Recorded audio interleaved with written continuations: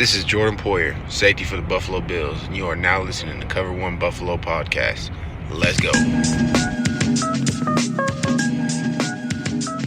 Good evening and welcome to the Cover One Buffalo Podcast. You are joining your host, Greg Tompsett, and tonight I have a special guest instead of Aaron Quinn, who is normally beside me and is admittedly not the fantasy expert that we need for this show. We figured we'd bring in a pinch hitter, and I am bringing in none other than Michelle Magdziuk from BallBlast Football. Michelle, how are we doing? I'm great. How are you? Good. Really excited here. I know that we're right in kind of the tail end of that fantasy draft phase. A lot of people just had their big draft, and there's a couple people that maybe weren't sure if there was going to be football, weren't sure what we were going to do, and are now finally cramming and like, oh man, I probably should figure out what the heck's going on here. Let's see if you can help them get caught up tonight. And you know what? They're probably better off with all the news we've had lately, with Kamara maybe holding out, with Mixon getting his extension, with Fournette getting cut.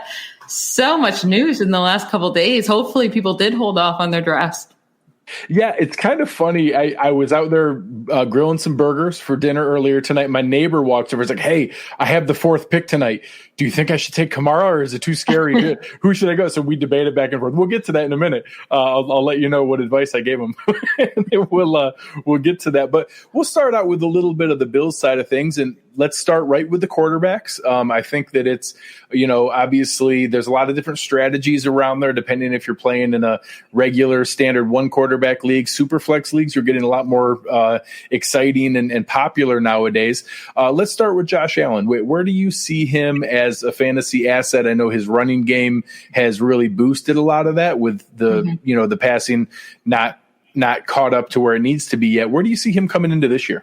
So I still have him as a top 10 fantasy quarterback. He was the quarterback 6 last year. Now, he did play a full 16 games. That kind of skews things. He was actually the quarterback 11 in fantasy points per game. That's kind of how he was all year long. He didn't win you too many games, but luckily he didn't lose you too many games either. He was very consistent, but he didn't have that high ceiling you were hoping for because the passing yards and passing touchdowns weren't there. No, I think those will go up this year with Stephon Diggs and, all of his new weapons. But I do expect his rushing touchdowns to go down a bit, which is fair. 8 and 9 touchdowns on the ground the last 2 years. And 4 of his rushing touchdowns last year came after the team gave Frank Gore multiple opportunities at the 1 and 2 yard line. And then they had to go to Josh Allen on 3rd or 4th down. So I do expect Frank Gore to be better in that situation, or not Frank Gore, sorry, Zach Moss, my boy Zach Moss, to be better in that situation. And Josh Allen's rushing touchdowns might come down a bit. I still expect his rushing numbers to be there, though, and I expect his passing touchdown to increase. Yeah, and I think that's a fair trade-off, and it's going to be interesting to see how much of that do we see, and is it an equal offset? That seeing the overall touchdowns last year, do we see that come up in consistent value? So if you're in a league where touchdowns are all 6 points no matter what, maybe that balances out. Yeah. If you're in a league where it's 4 points for passing touchdowns and 6 for rushing, each one that trades off in passing might offset and not net out the same amount of points. So it'll be interesting there.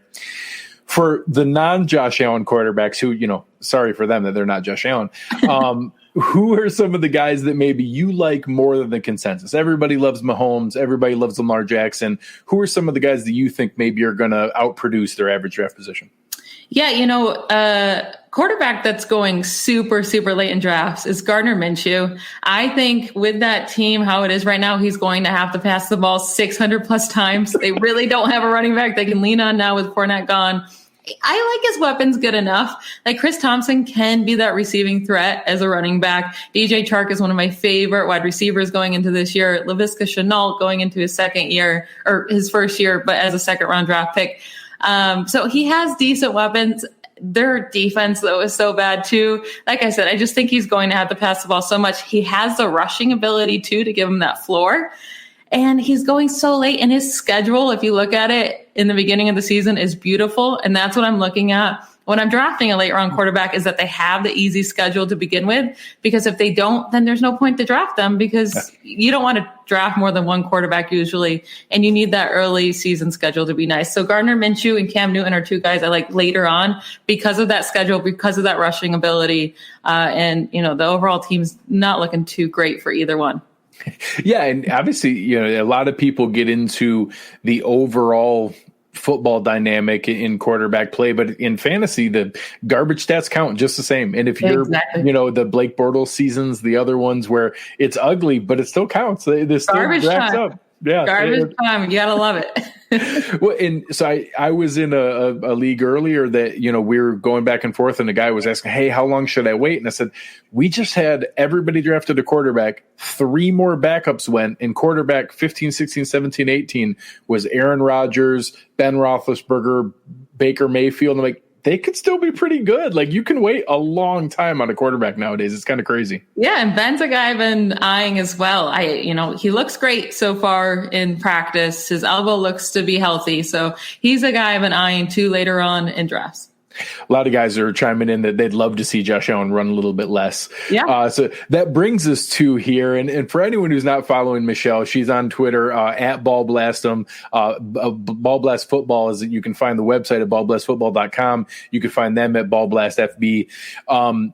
Anyone who isn't following Michelle will quickly learn that she's a fan of someone that you guys are a big fan of. You commented slightly on it earlier, but why do you think that Josh Allen's touchdowns may come down a little bit this year in the running back department? Zach Moss is my favorite rookie running back. I am so excited for him. I loved him before the draft. And what stinks is that Devin Singletary is top 5 favorite running back of mine to watch and to root for. And I had him, last offseason, I was yelling for Devin Singletary in fantasy. But then, the Bills went and drafted Zach Moss on me as well. So now I have to choose a side. And I chose Zach Moss, and I do think he's going to be the goal line back. I mean, he's 200 pounds heavier. They wouldn't give Devin Singletary those carries last year, even though Frank Gore was abysmal at getting into the end zone. So I do think those all go to Zach Moss. I think he's a lot more efficient down there compared to Frank Gore, and Josh Allen's touchdowns will then come down in regards to rushing. Well, I think your point that I didn't even realize it or connect it, but now that you say that many of Josh's touchdowns were after failed goal line attempts by Frank Gore. If Zach Moss punches those in, you never get to that point where Josh needs to run it in. That's really interesting to look at of where it is. And there's been a lot of reports out. Joe Biscagel, who writes Josh Allen down there. Yeah, Joe Biscagel, who writes for The Athletic, had commented that he thinks there's a reasonable possibility there are games where Zach Moss gets more carries, and that it's a scenario where, I anticipate it being kind of 60-40 Devin Singletary, but I think there's games where if it's against maybe week 1 against the Jets, if that game gets out of hand in the second half, you could easily see Zach Moss being the one that milks away those carries and really takes the larger end of the share. Yeah, exactly. And hopefully the Bills are leading a lot this year. Let's hope so. And just letting Zach Moss take care of it, win the game for you, give him 20 plus carries. Let's do it. So you had commented, let's start with maybe some of the news that's broken here. I know there was potential for 3 big-time running back holdouts. You had Dalvin Cook, Alvin Kamara, Joe Mixon. Joe Mixon's contract got extended today, so anybody who's out there, that's one that you can feel a little bit more comfortable, maybe tail end of round 1. If you have a draft coming up in the next couple days, how do you feel about guys like Alvin Kamara and Dalvin Cook? If I can look elsewhere besides those 2, I probably will. So if you're stuck there at the number 4 pick and you had CMC and Barkley and Zeke go, that's kind of a tough place to be because Kaiir would easily be my number 4 before this. Now he's saying he's going to practice tomorrow, right? He's saying he never threatened to hold out. Now it's coming out that he had an epidural shot, and it seems like Twitter is going back and forth between, is that normal or is that not normal? It's not a term I hear thrown around a lot with football players. My wife had one when she had our kids. But it seems like some guys are like, oh, this is so normal. And then others are like, no, this isn't. So I don't know which way to go. I'm not an injury person. So I don't know if that's normal or not. Yeah. I still want to take Alvin Kamara. I actually have him as my second highest projected running back in terms of points this year. But if I'm in a draft right now, I have to go with Barkley or Zeke because they're safer. And then I would consider Clyde Edwards-Helaire or Derrick Henry above them just right now because of the holdout situation. It's funny. So when I commented earlier about sitting out in my driveway grilling, that's what I told my neighbor. I said, if it gets to me and I'm at pick 4 right now, there's a chance that, you end up finding out that Cook gets extended or Kamara gets extended and everything's fine. But right now, I'd take Clyde Edwards-Helaire because I feel more comfortable that he's the centerpiece of one of the best offenses, if not the best offense in football, and that he's going to be a guy that I'm not going to feel bad about, afterwards. Whereas if you tank your number 4 overall pick and you find out that it's a Le'Veon Bell situation and he's out all season, it doesn't write off your whole season, but it's tough. That's a big hole to dig out of. The only thing you have to be scared about is that, there was news that came out earlier that Kansas City might be interested in signing Fournette if they can have the right deal. That would really hurt Clyde Edwards, obviously. Yeah. But then, if Philly did it, there's a lot of a lot of running backs that Fournette could possibly hurt. And that just makes me nervous. But hopefully he goes to a team like Washington or something where he's not hurting anyone really important. Yeah, you've seen some things thrown out there. Obviously, Chicago with the David Montgomery situation. I've heard Tampa thrown out there that you could see maybe a situation there. Washington, it's, nobody's picking Adrian Peterson already where he is. That'd be interesting. The biggest fantasy irony will be everyone hated Leonard Fournette. He'll go to Kansas City and then have some amazingly efficient season, and everyone will try to back their way into saying, no, I always believed in him. So any later round guys, handcuffs, people that you like a little bit more than consensus, you tell the guys to watch out for? Yeah. So if I'm thinking right now, Latavius Murray, right? He's someone that you have to keep an eye on with Kamara maybe holding out, or with his epidural, maybe he's a little bit, his knee isn't totally recovered from last year. We saw Latavius Murray ball out last year when Kamara missed time, I think he was a running back 2 and the running back 3 during those 2 weeks. Yeah. So he's someone to definitely keep an eye on. I don't know how late we're talking here, but I do think Chris Thompson's a decent option now. And just in full PPR leagues, now that Fournette is gone, Fournette had 100 targets last year and he wasn't even efficient in the receiving game. And that is where Chris Thompson excels. So we've seen running backs like Duke Johnson, like Tariq Cohen, Eckler last year. They don't need a ton of carries as long as they get the targets. And I could see Chris Thompson getting 100 targets in that offense. So he's someone to target a little bit later. Same thing with a guy like Nyheim Hines, kind of the same situation. Philip Rivers loves the running back position. Austin Eckler last year. Yeah, exactly. Now, I really like Jonathan Taylor, so I hope that Nyheim Hines isn't something, but he probably will steal those away from Taylor and make us all frustrated. It's funny you say that. I've heard some interesting reports coming out of Colts camp that Marlon Mack is getting some run in that role too, catching a lot of balls coming out of there, which doesn't really fit his profile or what he's done so far. And they have Hines, but that would be an interesting pivot if they try to say, hey, we know we have a talent here. We drafted Taylor for that role that kind of replaces Mack. I'm really curious to see where that nets out between Mack and Hines, because I agree. Philip Rivers has shown that propensity for that kind of role. Yeah, he's not a scrambler. So when he's in trouble, he dumps it off to his running back, which is great. But now that we have 3 running backs in this backfield that can handle that, I think it might be a headache to start the season. Yeah, it'll be interesting. Okay, switching over to wide receiver, I think that this is something that Bills fans are just not prepared for. We go back to the first year of Sean McDermott, the Bills starting wide receivers. You had Andre Holmes, you had Jeremy Curley, you had, just really, all pro talents. And now coming forward 3 years, the Bills have Stephon Diggs, John Brown, Cole Beasley, now the hype train of Gabe Davis in training camp. Oh, I know. What are some of your thoughts on let's assume Josh Allen does have a solid season, takes a step forward in passing. Where do you see some of these guys netting out and maybe some of the target share shaking out with the talent that the Bills have? It seems like during camp, this whole training camp, they really wanted to make Stephon Diggs the focal point of this offense, which is great. But I do think they might all hurt each other in fantasy because they're all really talented wide receivers, which is a great thing for the Bills, not a great thing for fantasy. Stephon Diggs last year had 94 targets. He produced as a receiver because he's had 1,100 receiving yards. 17 yards a catch. Yeah, exactly. But he usually averages around 11 to 13 yards per catch. So last year was an outlier season for him. And I just think with the Bills offense, it's going to be a lot of the same where they do run the ball a lot. And I don't know if Stephon Diggs is going to see over 110 targets. Yeah. And he's going to need those yards per reception to stay up. And he's going to have to score touchdowns for him to be a consistent wide receiver in fantasy, which he's never really been. Even with Minnesota, he has his boom games and then he kind of disappears.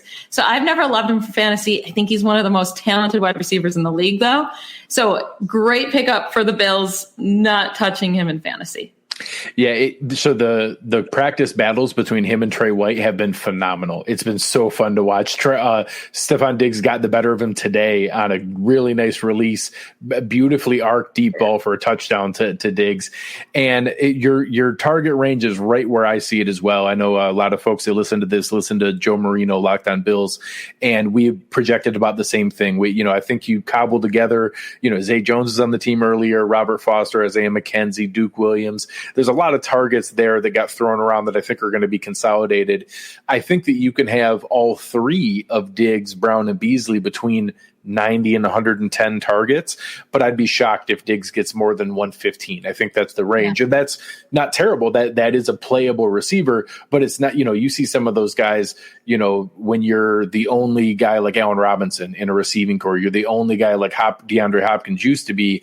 There's just such a buoy when you're getting 150 targets in a season. Exactly. Yeah. It's huge for that kind of production. So yeah, I agree. I think that we're going to see some big games from all of them. I think that Diggs will end up the number one receiver production-wise out of the group. I'd be surprised if you get consistent production the way that even John Brown was. John Brown was a consistent wide receiver too last year, getting catches, the whole time. I loved him so much last year. John Brown, the dollar auction leagues. John Brown was my sleeper all last offseason. I kept yelling at everyone to go draft John Brown, and he was fantastic. And that's one of my fears with Diggs as well. John Brown's not just disappearing, right? Correct. Allen and him built this connection. This is going to get John Brown even more open and have more space. Hopefully, they can connect more down the field. If I'm going to take a shot on one of these guys, I'm going to take John Brown in the 12th round instead of Diggs in the 5th. And honestly, I think that you could see two different 68 catch and 975 yards, 6 touchdown seasons, which could have games where one of them have 5 for 120 and a touchdown and is great, but then you could also have 4 for 43 and nothing else. And yeah, they might be better for best ball. Maybe leave them. There you go. Yeah. So now outside of the Bills, there are some other receivers in the NFL. Who are some guys that you like that are maybe coming in above consensus for your rankings? So I know I already talked about Jacksonville, but I need to talk about them one more time because I cannot not mention DJ Chark. I have him as my wide receiver 8. Wow. Wide receiver 8. Wow. And that might sound crazy, but he was only healthy from weeks 1 through 14, right? And that's a massive part of the season. He hurt his ankle pretty bad and was in a walking boot on a scooter after the week 14 game. Guess where he was from weeks 1 through 14? He was a wide receiver 8. That's a massive part of the season. He missed a game and then he was injured and tried to play through it. And you could definitely see he struggled and his stats struggled. So he fell all the way from the wide receiver 8 to the wide receiver 17 by the end of the year. Like you're saying, you're looking for a guy that has little competition in an offense. Who else are you giving 140, 150 targets to in that offense when Gardner Minshew is going to have to throw the ball a ton? They don't have a run game. They don't have a defense like the Bills do. I think DJ Tark is going to be a top tier wide receiver in this league starting this year. And then another guy in that very similar is Terry McLaurin, in a very similar situation. Nobody else in that offense is going to demand targets like Terry McLaurin will. You saw him dominate last year as a rookie. And again, the defense is going to be that great. They're going to have to throw a lot. Their run game's not that stellar. So I'm excited for both of those wide receivers. I have them both in my top 10. That's awesome. I'm really shocked. My co-host is normally right in here. He was an enormous Terry McLaurin fan coming out in the draft. So I'm waiting for him to chime in here to be able to show that you're talking about him. Oh, here he comes. It's something that I think that it's hard for some of those guys. You've seen those seasons in the past, and I mentioned Allen Robinson. You've seen some of those years where it's really easy, and it's not always fun to watch. They can have games where, going into midway through the fourth quarter, it's 3 catches for 38 yards. Like, oh man. And then you look back, wait, how the heck did it end up 6 for 150 and a touchdown? And it's that garbage time that it just adds up when you're on those teams that are passing a ton. We didn't mention him earlier, but I can see some similar situations from Dwayne Haskins. I think that he might get a chance this year to have some of those garbage stats, and not in a standard format, but if you're in a 2-quarterback league or a super flex league, he might have some garbage stats without how terrible that season's going to be. Safer rushing floor. Yeah. So when I'm looking for those later round quarterbacks, I am looking for that safer rushing floor, and he doesn't give it to me. But you're right. I mean, they're going to have to pass to stay in the game. So he could have some sneaky value in a 2-quarterback league. So now moving into the next position, this gets kind of tough here with tight ends in that it's one of the top heaviest positions in fantasy, and just a huge drop off after the first 2 guys. But once you get past the first 3 or 4, I don't Dawson is in that phase of his career yet. I think that all the other mouths, especially in the receivers, really limit what his upside is. But what are your thoughts on the future of somebody like Dawson Knox as a talent and maybe the capability he could have going into the future, maybe in a dynasty league, something like that? Yeah, Dawson Knox looked good out there. He did have a lot of drops. Now, when I'm looking for breakout tight ends, I'm looking for an offense that desperately needs more pass catchers, and that's the exact opposite of what we have in the Bills offense, which you did bring up. So I can't think about Knox as anyone that I would draft or try to keep for dynasty anytime soon, because you would expect Diggs and Brown and Beasley to be here for a bit. And then you have Gabe Davis, who, is shining, and he should be there for a while too. Yeah, so might press some 4 receiver sets instead of the 11. Yeah, I can't see Knox breaking out in this offense. He'll have some games. I'm sure he's a talented young tight end, but he's never going to be, at least in the next couple of years, a guy that you can really rely on, because they don't need him. They're not going to shovel him targets, because that's not what this offense is about. They don't need that. So obviously, George Kittle and Travis Kelce are just unbelievable talents and guys who are going to go, sometimes second, third round, depending on what kind of league you're in. Last year, it was, trying to figure out who was next, and it was always Zach Ertz, and guys like Darren Waller exploded onto the scene. Now he's going in that range. Who are maybe some guys you could see being this year's Darren Waller that could come out of nowhere? What's disappointing about today is that I've been really high on Chris Herndon, right? And then who knows what is going on with him? He has chest tightness. I don't really know what that means. And he left practice and came back and then left again. I'm going to still hold out hope, even though now, thinking back to last year, thinking about all those injuries, this kind of creeps in your head. Hopefully he can just play this season. But when you're talking about those breakouts, like I just said, Darren Waller broke out last year because the Raiders offense needed him. They had nobody else to pass the ball to. That's kind of what we have right now with the Jets. And you've heard that Darnold and Herndon have had this great connection throughout camp so far. I mean, Perriman's hurt. Mims is hurt. They only have Crowder, basically. They signed Dante Moncrief. Have fun with that. So I'm really excited to see Chris Herndon, and I think he can be the next Darren Waller. We just need him to be healthy. And then another guy like that is Mike Kasichi. He ran so many routes last year, and he didn't do a whole lot with it. That's what kind of makes me nervous. But another offense that desperately needs more pass catchers, especially if Devontae Parker's injury is more serious than we think. But they have Parker and Preston Williams and nothing else. So I think Mike Kasichi could be a breakout this year. Yeah, I think there's an interesting case there. Bodot here is commenting on Irv Smith. I think that's interesting to see how they use that with Kevin Stefanski moving to Cleveland. Do they stick with as much of the 2 tight end sets there? I think Smith has a really bright future. I was curious if Kyle Rudolph was going to remain on the team there with some of their contract situations. For Irv Smith to, for me to feel better about him in fantasy, I really wish Kyle Rudolph wasn't there anymore, because Kyle Rudolph is going to be used. He's the vet. He's trusted. I do think Irv Smith is way more talented right now in this period of their careers. So I hope he breaks out. He's not a guy I've been targeting late in my drafts. I do like him more for dynasty than I do for redraft 2020. What are your thoughts on some of the guys who moved around into teams and that, every year somebody convinces themselves this is the year Tyler Eifert's going to stay healthy, or is Eric Ebron going to catch touchdowns from Ben Roethlisberger this year? Maybe some of those later round guys you missed on some of the early ones, you waited too long and missed out on them. Do you think any of those guys could produce in their new situation? Maybe even Rob Gronkowski in Tampa Bay. Yeah, I mean, you would like to think Eifert because, again, offense that needs somebody. But, I mean, you can't trust him, right? It's been so long since he's actually been a thing, since he can stay healthy. Eric Ebron, I always say never draft Steelers tight ends. I'm a massive Steeler fan. That's my team. Never draft Steelers tight ends. I convinced myself with Vance McDonald last year and got bit. No, I told everyone last year no. But I do think Eric Ebron, I mean, the only way he is successful is if he gets 8 to 10 touchdowns. Yeah. I mean, that's the only way he's usable, because I don't think he gets all those targets or yards. And that could possibly happen, right? He can be that target hog in the end zone. We'll see. That's never something I want to rely on. One guy that changed teams, but he's going a bit earlier in drafts, is Hayden Hurst. I love him this year. So if I miss out on those top tier guys, or if I'm just waiting, I am happy with Hayden Hurst later in the draft. I think Austin Hooper is a good talent, but I think it's more about the situation of the Atlanta offense. And the Dirk Cutter offense always uses tight ends. Doesn't matter who they were. They always see 70 plus targets. I think Hayden Hurst is actually a good talent. He's just not as good as Mark Andrews for the Ravens offense. So I'm pretty excited about Hayden Hurst this year.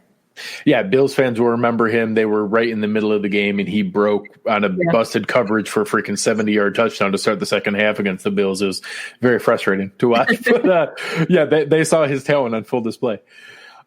Switching in, we can talk a little bit about specific players, but let's start a little bit on the kicker defense side. We'll start with the Bills and talk a little bit about where they're at, but maybe some strategy on what do you look for? I always look for later bye weeks, so I don't have to drop a guy early on, or early easy schedules, maybe some things like that. So first we'll start on the kicker side. Do you think that the Bills have the kind of offense where Tyler Bass could offer value? What are the kind of offenses you look for to invest in for a kicker? Yeah, I'm definitely looking for a high-powered offense that's scoring a lot of points. I do like dome kickers. So, yeah, the Bills probably wouldn't be the type of kicker I'm looking for, especially with him being a rookie. I'm not going to trust that. Now, I'm not going to give very good advice for kickers. I don't play in a lot of league with kickers. We've got them out of here. And if I do, it's the last round. I wait to take a kicker till the very last round. I just take really anybody. I like the Arizona kicker because Zane Gonzalez, because they had trouble last year scoring when they got close to the goal line. That's great. An offense that can move the ball but struggles in the red zone. That's a perfect kicker to get, especially in warm weather in Arizona. So I'm definitely looking at warm weather places, domes, offenses that are, move the ball a lot. I guess I don't even care so much if they score, but offenses that have good pieces that will be moving the ball to get them into that position to score those field goals. Yeah, I didn't realize Greg Zuerlein had signed with Dallas until recently. I was like, oh, well, that's indoors and a pretty good offense, and he can kick the ball a mile. I'll pick him. Yeah, that's a good pick. Yeah, they checked a lot of the boxes there. Yeah. So I know less so with kicker. A lot of leagues are still maintaining defense as a function there. What are some of the things you look for in a defense? In obviously some of the things like turnovers are not as predictable as what they are. Maybe sacks are a little bit more of an element that carries over year to year. What are things you look for when you're drafting a defense? Is it schedule heavy, or is it more on the talent side? It's definitely schedule heavy. All I care about is those first 4 games because, again, I'm waiting until the second to last round. So it goes defense and then kicker. So all of those top tier defenses are already going to be drafted. So the Bills, the Steelers, the Patriots. But again, they're only being drafted is because they were good the year before in fantasy. And a lot of the times that changes. So I would never waste an earlier pick on a defense just because they're good the year before. Remember, the Steelers 2 years ago had the least amount of turnovers in their history. I'm pretty sure, at least in the latest 20 years of history. So, and then last year it flew back up to one of the highest in the league. So you can never predict those. I'm going off schedule, especially the first 2 weeks. Someone I'm really eyeing is the Chargers against Cincy week 1. Yep. Yeah, and they have a couple nice games early on. The Bills actually do have a nice schedule opening up with the Jets in Miami. There's a couple that open up real nice, but then you have some other teams. Like, I like the Browns defense this year. I like Myles Garrett, but they open with Baltimore. I'm not going to draft a team that I can't play week one. It's just impossible. I like Houston's defense. They open up with Kansas City. I can't draft a team that opens up with Kansas City. Joe just made a really good point. It's week to week for him. And maybe if you get lucky and take Justin Tucker in that last round and you get him, like, that's great. You can keep him and play him each week, and maybe he can be a difference maker. But for the defense, say you pick a Buffalo or a team, the Bears, and they have a hard game that week against a high-powered offense, you have to decide whether to keep them on your bench and have two defenses, which is just a waste of space, and you have to take someone else off your bench, or you have to play them and risk that. Like, that's too stressful for me. I would much rather stream defenses throughout the whole season. And it's a fun element. I like it. Yeah, and I think that, a lot of guys, we have a few of the regular Erics in here listening, and he's somebody who gets into the gambling side sometimes. There's a lot of elements you can look at there. I stream defenses straight off Vegas. Give me the lowest over-under, give me a home team, and the biggest favorite. Give me those three things, whatever the lowest over-under is, a home team that's the biggest favorite that's available on my waiver wire. I don't even care if they check those three boxes. It's going to work out more times than not that they're a favorite for a reason. I do like home teams on defense. I think that can help later on in the game. And the low over under, Vegas knows things that we don't know. So I trust their math. It's going to be so interesting this year with no crowds to see like how defenses play. Like, I'm so interested to see if this helps offenses or if it hurts them, like what way it goes. It's really interesting you say that, because I think people assume that it hurts and it helps the offense because you can hear everything now. You don't have the crowd noise. You don't have the false starts. You don't have the things. I've actually heard quite a few NFL players who are now analysts or podcasts say, you guys underestimate how much it's going to help them that they can crystal clear hear the communication from the offense and react now. And that before – they're drowned out by the fans as well, and they can't hear those things.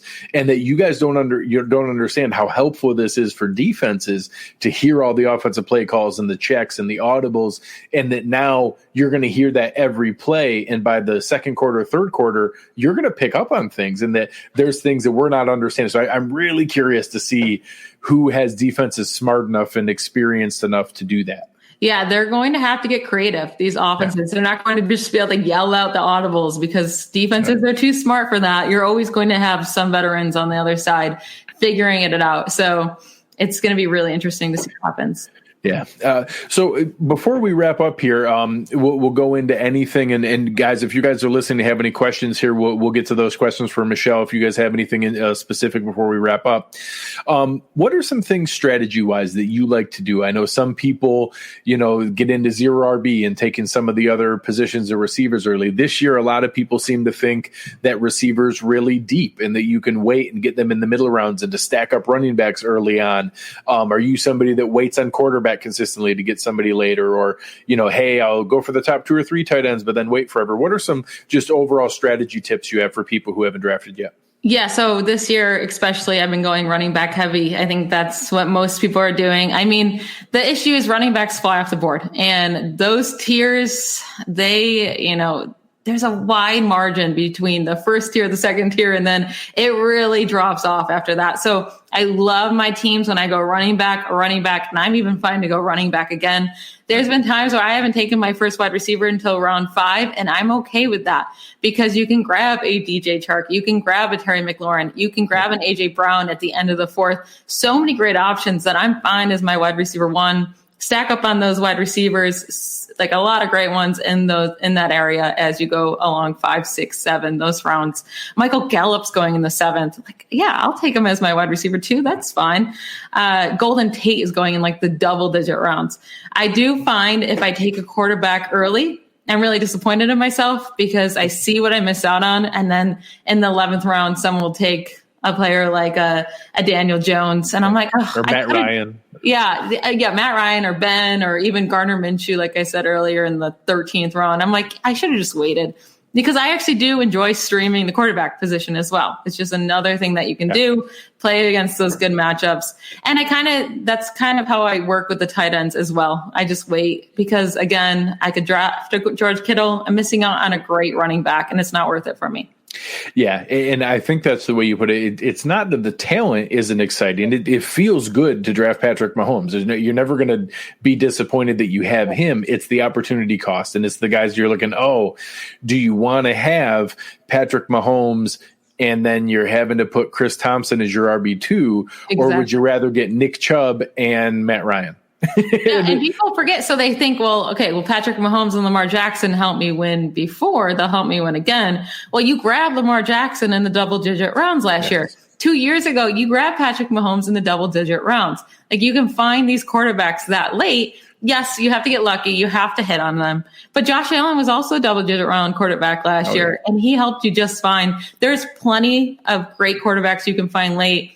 I'm not risking it early. If I did, it would be with Lamar Jackson over Patrick Mahomes, because that rushing floor just gives you such a safe, he's never ruining your week on any given week, and his ceiling is so high. So if I was going to get crazy and take one, it would be Lamar, but I'm going to wait. No, I like it. For anybody out there, make sure you're checking out Michelle's work over at BallBlastFootball.com, BallBlast FB, and you can find her at BallBlastem. Anything coming up here that you want the people to watch out for? And what is your normal cadence during the year? What kind of work are you putting out there as far as waiver wire pickups and recommendations? Yeah, so we'll have articles drop every single day. We have a group of writers. They're pretty awesome. So you can find an article a day or a couple articles a day over on BallBlastFootball.com. We have a group of 5 of us that own BallBlast Football with about 8 writers. So there's a bunch of content coming up on the site. We have a podcast called BallBlast, a fantasy football podcast. So we'll do 2 episodes a week. We'll talk about starts of the week, sits of the week, busts, all the normal stuff, but have some fun with it. And then we'll do a review of after each week as well. But you can find that over on iTunes, iHeartRadio, Spotify, really wherever you listen to your podcasts. Awesome. Well, thank you so much. This was a lot of fun. For anybody out there, hopefully you enjoyed hearing where the Bills are going to slot in this year in fantasy. A little bit last-minute cram session for any of those drafts coming up here. I know the Cover One Buffalo, our Slack channel, has a draft going on right now in another league tomorrow. So a couple of the guys listening here, I think were listening while they drafted. So looking forward to that. Oh, believe me, I'm sure he went way too early of where he should have been. And it's going to be exciting to see how things shake out. And it's fun that for the longest time, I've always been a Bills fan who never took Bills players, because anybody who did, it was as a homer on a wing and a prayer that they were going to somehow have some great season, and it never ever worked. And this year, I'm not getting Bills players because other people are taking them before I can get them. And I'm not prepared for that. I'm not prepared for 2 running backs and 3 receivers and a quarterback to all get drafted. I'm just not ready to process that. The Bills defense is the only thing I keep ending up with. Well, I hope my Steelers and your Bills meet in the playoffs. I think it's very likely. Yeah. All right. Well, thank you very much, Michelle. This was a lot of fun. Thank you guys. You were great in the chat here. A lot of fun things to do. We had a quick thing here. Any other questions, Anuj? If you have anything, we'll be happy to answer it. But otherwise, send us in some things on Twitter. Again, you can find Michelle at BallBlast and find me at Greg Tompsett, GregTompsett. Going to be having a lot of fun this year, and hopefully this guy's got you set up right for the year. Thank you, everybody. You've been listening to Cover One Buffalo, and we are out.